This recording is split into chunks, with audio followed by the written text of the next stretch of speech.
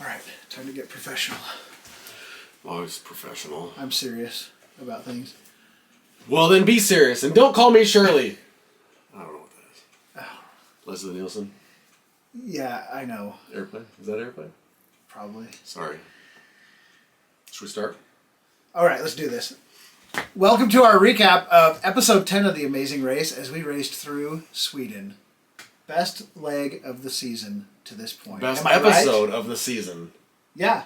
Emmy Award winning. Yes, this is the episode that won Amazing Race 35 the Emmy. Yes. You're welcome, Amazing Race. I think there should be a specific Emmy just for the winners of this leg of the race. If there's not, there definitely should be. But I'll be accepting my reward soon. So we get to Sweden, we jump in a taxi, and we're heading north like 45 minutes to this Falmskarm Club place. And we're going to be skydiving. On the way up there, I pulled out an amazing dad joke. A Scandinavian dad joke. We've had actually some pretty amazing dad jokes throughout the season. Yeah, that was the first one that they made actually the show. left in. We told so many dad jokes this whole Yeah. time, but I thought that the editors just hated them so much. But I think I repeated that one like 20 times that day. That wasn't that one, was it? Yeah, I said where it so many times. Where I laughed and I was like, Strasser, that's the last time I'm going to laugh. If you say it anymore, I'm not laughing anymore. I rewatched it today, and when I say it, it's obviously like the 10th time because you're just like... Yeah, my reaction wasn't that because you'd already heard it a dozen times. And I was kind of confused at first, like, why did I laugh like I didn't care? Because you didn't. So that taxi driver wanted to drive below the speed limit. And we got passed by Greg and John because of it. We were the first team out of the airport, correct? Yeah, we zoomed right out of that airport. We were quick, fast, in a hurry.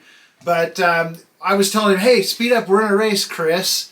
And what did he say? He was like, no worries, I will take them. Yeah, he did not he didn't even speed up. Yeah, he's like they flew past us, and he's like, oh, no worries, I'll take him. And we're thinking he's got a shortcut, or he's going to hit the gas or something. He just wanted us to shut up. Well, yeah. So we did. We're like, oh, he's going to take that. He'll take that, don't worry. So we show up at the little airfield, and we see Greg and John had just got out of their car and had ran down this dirt road, and they were searching through like a hangar and stuff. And when I saw them out there, I was like, oh, there's Greg and John. I guess we got to go out there. So I took off, to follow them. Mm-hmm. Strasser's right next to me, and I ran right past the numbers, which luckily Strasser... I barely saw those numbers because they blended in. There was no red and yellow flag, no nothing. There was just that barrier sitting there. And as we're running past it, I see numbers, and I go, and I slam on the brakes. There's like gravel kicked up. And I'm like, wait, numbers! But the way it was edited, it didn't look that way. It looked like we just found it, no problem. No, we almost missed it. But yeah, we almost went past it too. And then, Steve and Annalee got there right after that. I think they actually beat us to the airfield, but their taxi took them to the wrong place and then brought them there. So, and then... Greg and John are looking all over the numbers, and we're like, we kind of want to tell you, but we kind of appreciate you not knowing this. It's kind of nice to be in front of you for once. Then, of course, Annalee had her threat for us, Oh, yeah. You guys U-turned us, so you better keep your mouth shut. That was hilarious. I love that. Yep, and she was right. So, now, at this point, by the way, it's light outside, but it's late at night. Yeah. It was like 10:30, 11 o'clock at night at this point, because this is middle of summer, and it doesn't get dark there. And we had a really nice feast that night too. Yes. Remember the feast? Yes. There were Swedish meatballs and cinnamon rolls and like potato things. So they had a room for us to sleep in that night, but it was like a tiny. It was what, maybe 10 feet by 6 feet or it was a little bunkhouse like that with bunk beds. Yeah. And so that's where we had to sleep. But before we went to bed, they did feed us delicious meal. Yes, and by go to bed, awesome. I mean we got an hour and a half of sleep. We slept from 1:30 to 3.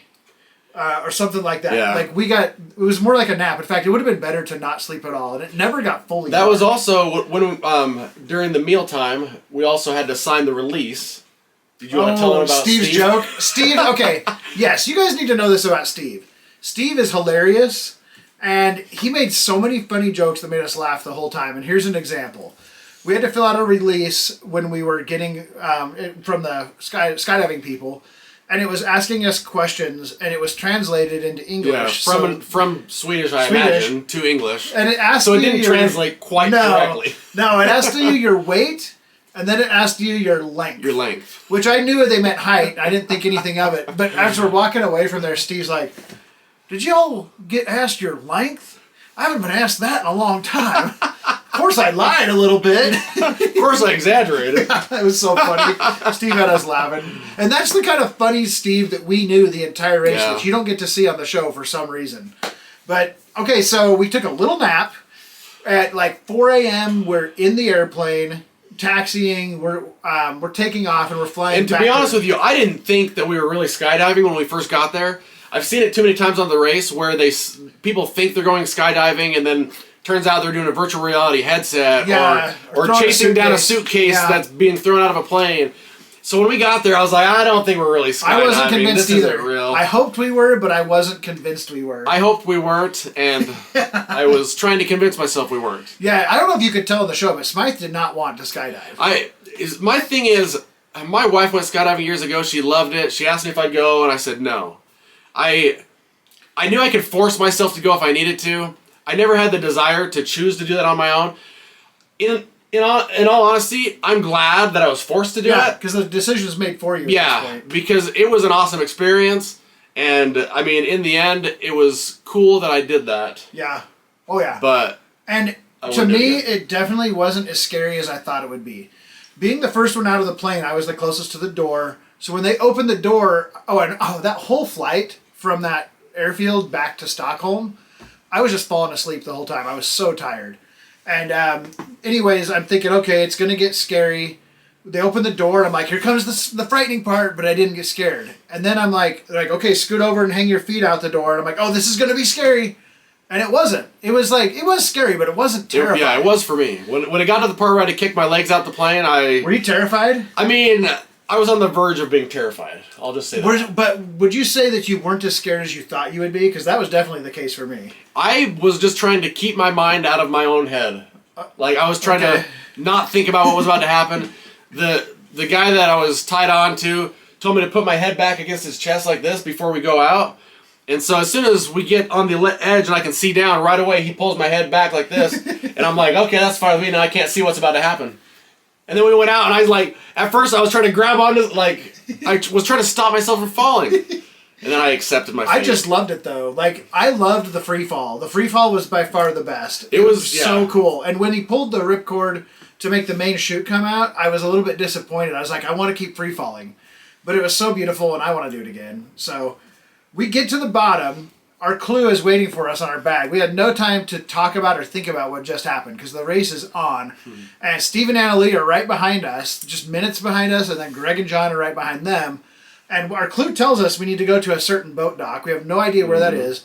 It's like 5 a.m. at this point. There's no people to ask directions from, but we found a map by the river, that kind of like a map that's like You Are Here with a trail system or whatever. And we finally, it took us a few minutes, but we found where we were going. It was a little bit of a struggle. I don't think it actually said You Are Here, and that was our problem. Oh, that was the problem, we didn't know where on the map we were to know which way we needed to go to get to this boat dock. But so eventually we did all the hard work, though. Yeah. We found out, this is what John and Greg must feel like, because we did all the hard work to figure out how to get somewhere.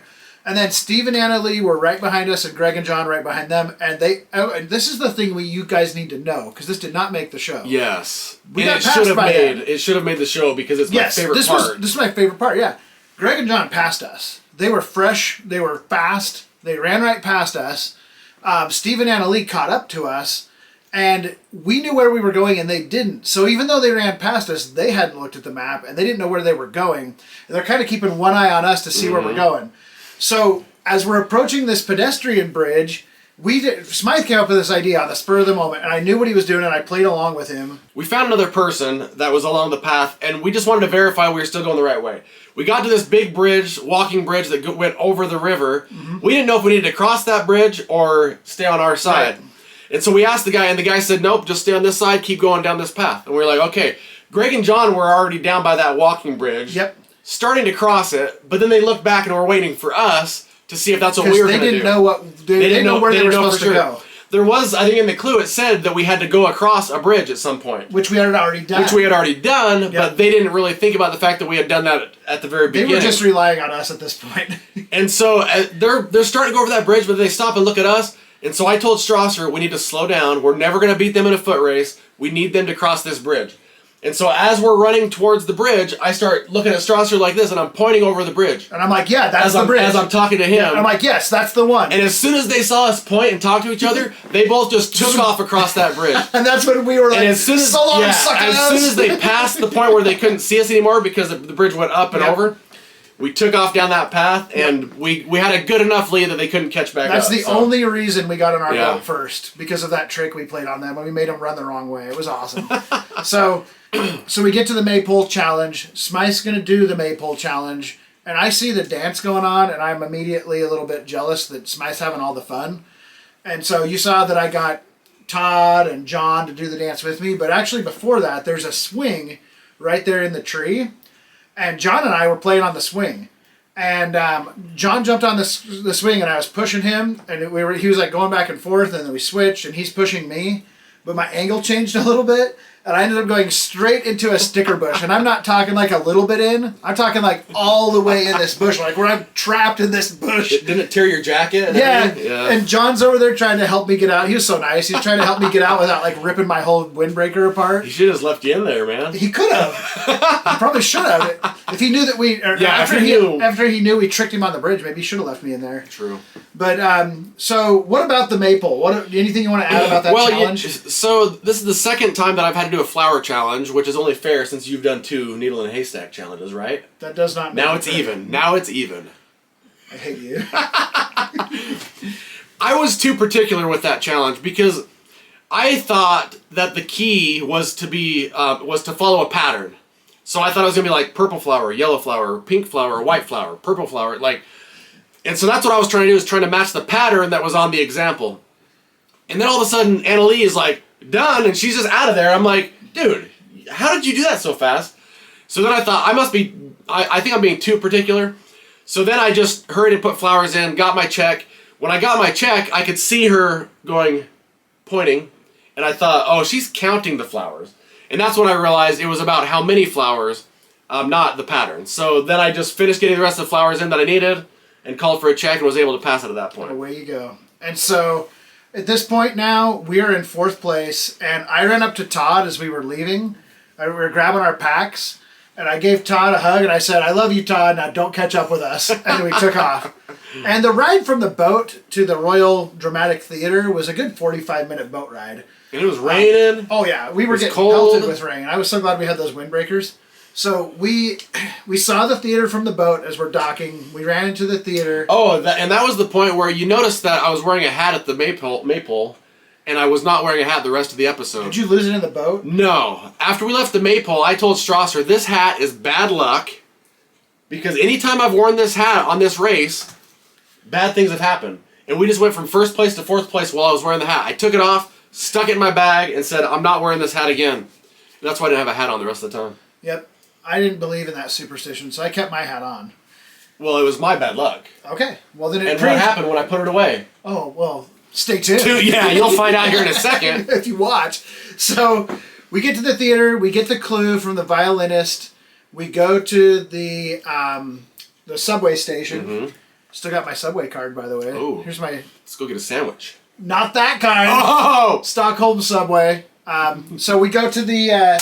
Detour, and we have to pick between the sorting or serving. And the clue did not say anything about French on I'm the glad. serving. And I'm really very glad it didn't. Because if it would have said that all the food was in French, we would have gone there. Because I speak French. Strasser is fluent in French, so any French challenge, we would have definitely done that challenge. But it turned out, after seeing it, French would not have helped at all. Because I still would have had to speak phonetically for Smythe, because we have to relay the names. It would have been rough, I think. I'm really glad that we didn't. And in the preview from the previous week, when it showed Greg talking about French, everybody started sending me messages like, "Oh, I can't wait to see you do that French challenge. You're gonna dominate." And I'm like, "Yeah, it'll be cool." Except I didn't even do it. I'm glad I didn't. But the sorting the recyclables challenge, that was fun.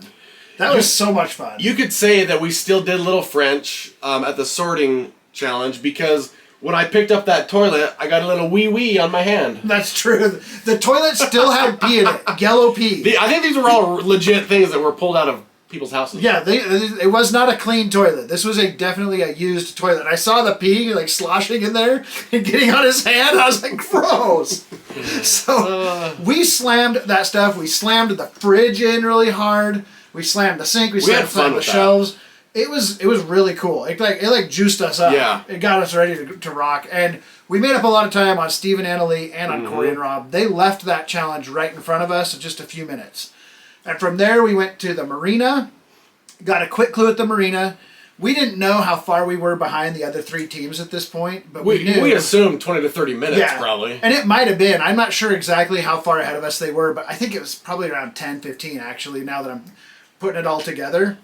But when we left the marina, we took the shortcut, which was actually the correct way to get to that next subway station. When we left the marina here and we came down the path, here's a trail going up through the mountain, through the trees that took us directly to the subway station. But Greg and John, Corey, Rob, and Steve and Annalie, when they left the marina, they passed that path, went down the road all the way up here, past that overpass, all the way up to this mail sorting station up here.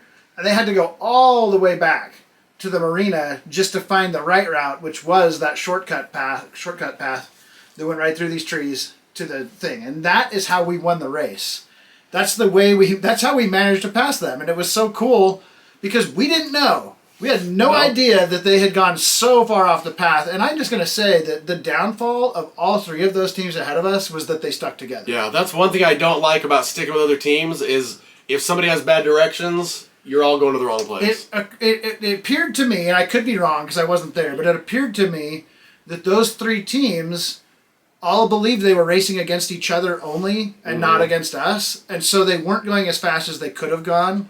And they were just kind of watching each other. And they were just leaving it up to the foot race in the end. Yep. To try to win it. Meanwhile, we just passed them and we didn't even know it. And when you saw our surprise on our face when Phil told us we were team number 1, that was the most genuine surprise. It was legit. It was so awesome.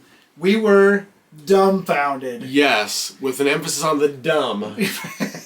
And I remember that Phil said we won the Galapagos trip, but I didn't remember anything else. Yeah, I didn't either. That whole experience was a blur. I was so excited. And production that was standing off camera, on the sides, they all were so excited for us that they said we knew that you guys had no idea that you were first. And so they were just so excited to see our reaction because they knew we were just going to be shocked when we found out. Yep, that was so cool. Which leads us to the team that was last place, Todd and Ashley. It's time that we pay homage and tribute to Todd and Ashley. Love them. Todd and Ashley, one of our favorite teams on the race and one of the toughest teams to watch go. They had such big dreams and they did so well on this race. And they were ahead of us almost the entire race. They were a dominant team. They were constantly in the top of the pack, through the whole thing. It just goes to show you that it doesn't take much to knock out a good team in this race. And that's what happened to them. We had grown close to them because every time we hung out with them, we just felt like we could relate to them. They were parents. They had a lot in common with us.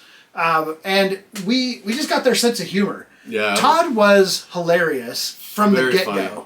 All the way back in LA when we couldn't talk to each other and we would see people but not know their names or their voices or anything. Todd was doing his best to crack jokes without speaking and making us laugh. And we were intimidated by him. He's very much a people person. Anybody can get along with him. You meet him and within seconds you're in love with him because he's just such a friendly, welcoming guy, I guess. And Ashley, they're both just so funny. It's just fun to talk to them. Even going back before LA, during the casting process, our paths crossed with them during casting before they'd even, they had it down to double the amount of teams who were going to make it on the race. And that's when we first laid our eyes on them and we dubbed them the power couple. And they proved that proved to be true. They definitely were the power couple. And we weren't even allowed to talk at that moment, but I just remember walking in that room, Todd looking at us and just giving us a little head nod. Yep. And I was like, that guy. Yep.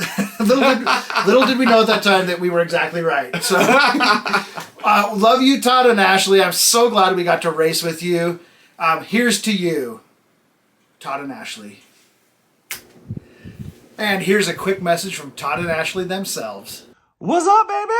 It's Todd and Ashley. Joel and Garrett, what's going on, guys? So, here we are. Yeah, we got eliminated. In the words of Arnold, oh no, we got eliminated. I can't believe it. Get out of here. Get out of my show. Get out. Get to the chopper. Jump out of an airplane. Right? So we jumped out of an airplane. I will say that after watching that show, or that episode last night, I'm still not over it. I'm so devastated. But I gotta say that, like, everyone that we raced with we love each and every one of you. Joel and Garrett, we love you guys, man. I can't wait to make it up to Idaho, to check out all the people up there, to hang out with you guys, hang out with all your friends and family, go meet your family. Garrett, I really want to meet your family. Joel, really want to meet your family.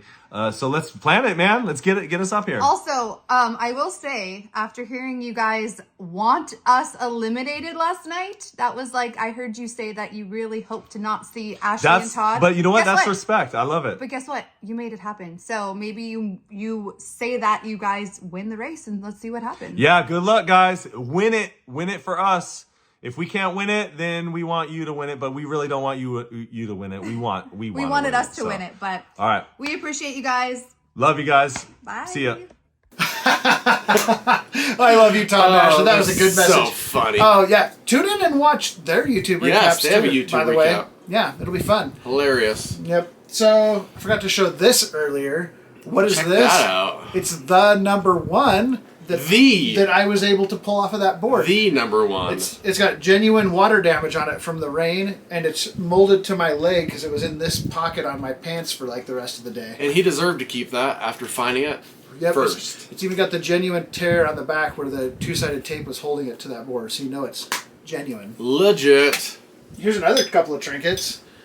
All this whole race, all I wanted to do was find Pepsi. I was on a search for Pepsi, and some countries had it, some countries didn't. Some countries were Pepsi countries. Yeah. Well, I think one country was Pepsi country. Well, no, we got Vietnam, we got Slovenia, and we got Sweden. Vietnam, though, was like, I don't think you could find Coke in Vietnam. I think everywhere it was just Pepsi. So Vietnam's basically my favorite country now. But I got this one in Slovenia and this one in Sweden. Pepsi Max, you can't even get that in the U.S. And we told the hall monitor lady that brought us our food, we're just like, keep bringing it. Just bring keep as coming. many as you can. And she did. In Sweden, it's like every 5 minutes the door would knock and they'd bring us several more bottles of Pepsi. It was the greatest. I love Sweden. So, what do we got coming up? We got Ireland coming up. Oh, yeah. Leg 11. I was really hoping we'd go to Ireland, and turns out we did. Yes. See you soon, gents. Just leave all that in. No, let's just go to the point where we cut it, and it's going to be awkward, and then we'll just go to that, and that'll be the end of it. Okay, I guess we're done.